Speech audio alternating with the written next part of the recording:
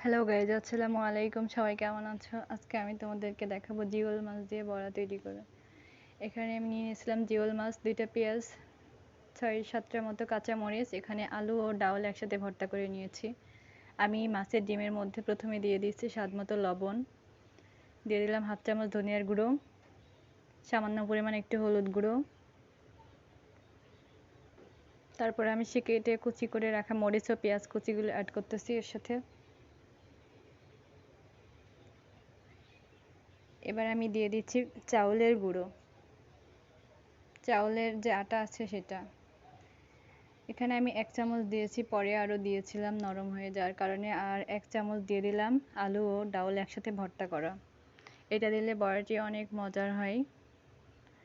এটা একসাথে দিলাম, নরম নরম হবে আর ডিমের কারণে এর স্বাদটা আসলে দ্বিগুণ হয়ে যাবে। আবারও একটু চাউলের আটা অ্যাড করলাম। এবার আমি ভালো করে এগুলো হাত দিয়ে মিশিয়ে মাখিয়ে নেব। এখানে দেখা যাচ্ছে যে জিওল মাছের ডিমটা একটু কালারটা সবুজ, বড়ার কালারও এরকম হবে আর কি, সবুজ সবুজ মতো। দেখে মনে হবে যে আমি এর সাথে কোনো কিছু অ্যাড করেছি সবুজ কালার, কিন্তু আসলে না। দেখতে পাচ্ছ তোমরা, আমি আমার ভিডিওতে দেখাই দিয়েছি কি কি অ্যাড করলাম। এবার আমি কড়াইয়ে তেল দিয়ে দিয়েছি। তেলটা গরম হয়ে গেলে আমি এর মধ্যে ছোট ছোট করে বড়া তৈরি করব আর কি। বড়াগুলো দিয়ে দিব এবং ভালো করে ভেজে নেব।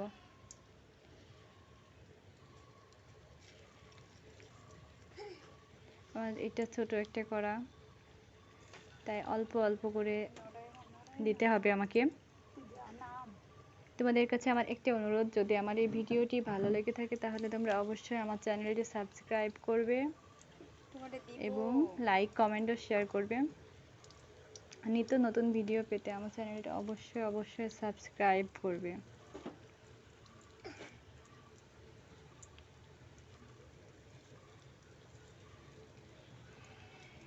এত মজার এই বড়াটি তোমরা একবার বাসায় ট্রাই করে বুঝতে পারবে আসলে স্বাদটা কেমন। আমি আজকে ফার্স্ট টাইম এটা তৈরি করতেছি।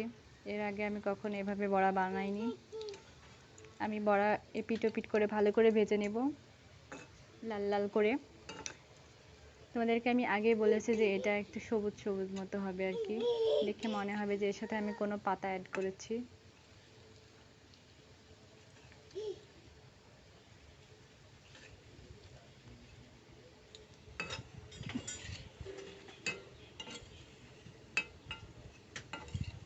দেখতে যেমন লাগবে খেতেও ঠিক তেমনই স্বাদ।